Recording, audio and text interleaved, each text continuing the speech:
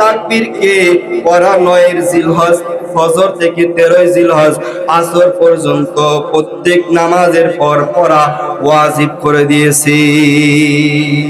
আইয়ামে তাশরিক এর ইতিহাস হলো হযরত ইব্রাহিম আলাইহিস সালাতু ওয়াস সালাম যখন ছুরি চালাইতেছিলেন, এমন সময় জিবরাইল আলাইহিস সালাতু ওয়াস সালাম উপর থেকে তাকবীর বলতে বলতে আসতেছে, আল্লাহু আকবার আল্লাহু আকবার।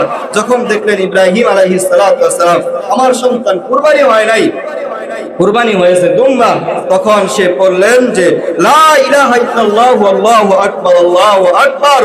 এটা পড়ার পর হযরত ইসমাঈল আলাইহিস সালাতু ওয়াস সালাম কুরবানি হয় নাই, পাশে দাঁড়ায় আছে, তিনিও আল্লাহ তাআলার বরত্ব করলেন যে আল্লাহু আকবার ওয়ালিল্লাহিল হামদ।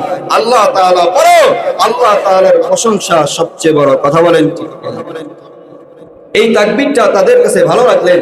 এই জন্য মুহতারাম হাজিরিন, আমাদের সামনে দিন আসতেছে এই তাকবীর প্রত্যেক নামাজের পর 9 জিলহজ ফজর থেকে শুরু করে 13 জিলহজ আসর পর্যন্ত মোট এই সব নামাজের পর আল্লাহ রাব্বুল আলামিন রাসূল সাল্লাল্লাহু আলাইহি সাল্লামের মাধ্যমে জানা দেন যে প্রত্যেক নামাজের পর মুসলিম যারা আছে তারা একবার পুরুষরা জোরে জোরে বলবে এবং মহিলারা আস্তে ধীরে বলবে।